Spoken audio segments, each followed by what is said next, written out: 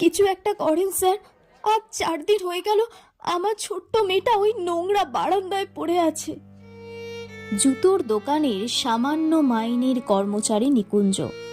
তার আদরের মেয়ে মা মনির কঠিন অসুখ, ডায়ালিসিস করতে হবে। পাড়ার এমএলএ দয়ালু হাতে চিঠি দিয়েছেন মন্ত্রী সিএকে। তিনি চিরকুট পাঠিয়েছেন আর এক আমলাকে। আমলা নোট পাঠিয়েছেন হাসপাতালের সুপারকে। কিন্তু গত কদিনই নিকুঞ্জের সমস্ত উদ্বেগ আর উৎকণ্ঠাকে তুচ্ছ করে সে নোট পৌঁছায়নি হাসপাতালে।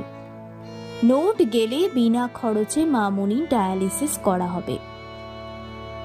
গরিব নিকুঞ্জ সারাদিন দোকানে মানুষের পায়ের জুতো পরায়।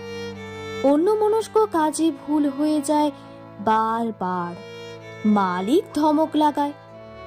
একটা নধর পায়ে জুতো পরাতে পরাতে নিকুঞ্জের ইচ্ছা হয় পয়সাওয়ালা খদ্দেরের পা দুটো চেপে ধরে বলে, স্যার, আমার একমাত্র মেয়ে পয়সার অভাবে হাসপাতালের নোংরা বারান্দায় একা পড়ে রয়েছে, তার চিকিৎসা হচ্ছে না। দিন না স্যার কয়েক হাজার টাকা, আমি সারা জীবন আপনার গোলাম হয়ে থাকবো। 2টোর সময় ছুটি নিয়ে কলকাতার ডাক সাইডে জ্যাম ডিঙিয়ে অসংখ্য মানুষের ভিড় এড়িয়ে নিকুঞ্জ রাইটার্সে পৌঁছয় হাঁপাতে হাঁপাতে।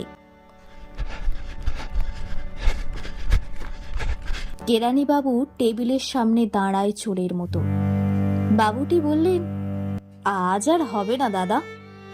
কেন জানেন না, নাগাল্যান্ডের পশুমন্ত্রীর মৃত্যুতে আজ আমাদের হাফ ছুটি ঘোষণা করা হয়েছে। ও, তাহলে কালও হবে না। কাগজ পড়েন না নাকি? প্রাক্তন প্রধানমন্ত্রীর মৃত্যুতে কাল পূর্ণ দিবস ছুটি। তাহলে পরশু? নিকুঞ্জ ব্যস্ত হয়ে ওঠে। পরশু শনিবার, তারপর রবিবার। আপনি একেবারে সোমবার আসুন। সোমবার মানে আরো 4টে দিন বাকি। তলিয়ে যেতে থাকে নিকুঞ্জ।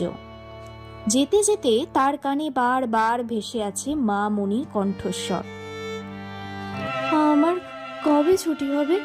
আমি কবে বাড়ি যাব বাবা? হঠাৎ নিকুঞ্জর মাথায় যেন আগুন জ্বলে ওঠে।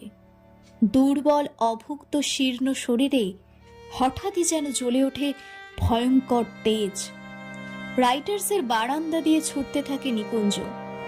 আর ছুটতে ছুটতে সোজা গিয়ে নিকুঞ্জ ঢোকে ডালহৌসির পাড়ার প্রাচীন এক বন্দুকের দোকানে। আগুন জ্বলছে তখন নিকুঞ্জর মাথায়।